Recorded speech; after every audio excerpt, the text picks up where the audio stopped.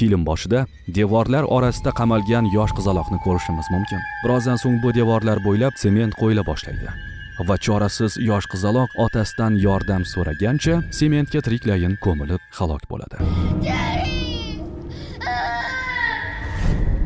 Oradan 15 yil o'tdi.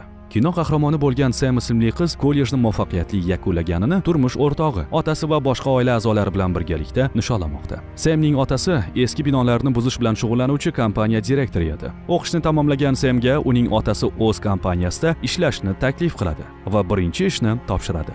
Injener sifatida Samning birinchi ishi qarovsiz hududda joylashgan eski va tashlandiq binoni o'rganib chiqish va uni xavfsiz buzishning rejasini tuzib chiqish edi. Bu binoning buzilishi haqida e'londan keyin binoni barcha tark etib, faqat 4 nafar fuqaro qolgan edi. Tashlandiq 8 qavatli binoga yetib kelgan Sam bu binoda anchadan buyon istiqomat qilib kelayotgan Mary va uning o'g'li Jimmy bilan tanishadi. Jimmy Samni bino bilan tanishtirib chiqishni boshlaydi va Sam o'z ishini boshlashdan oldin binodagi xonalardan biriga joylashadi. Ertasi kuni Sam binoni to'liq o'rganib chiqishga kirishadi. U devor qalinliklari va buzish uchun o'rnatiladigan bomba uchun tayanch ustunlarni belgilashni boshlaydi. Tanaffus uchun tashqariga chiqqan Sam kichik supermarketlardan biriga keladi. Bu yerda u internet orqali o'zi o'rganib chiqayotgan bino haqidagi ma'lumotlarni qidirib ko'radi.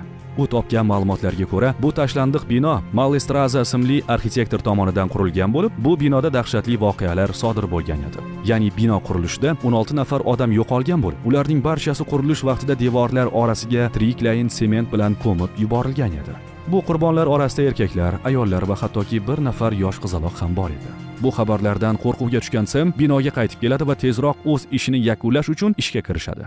Shu onda binoda qolgan sanoqli yashovchilardan biri kelib bino buzilishiga qarshiligini ko'rsatib, Samga do'q po'pisa qiladi. Undan biroz qo'rqqan Sam baribir o'z vazifasini bajarishdan to'xtamaydi.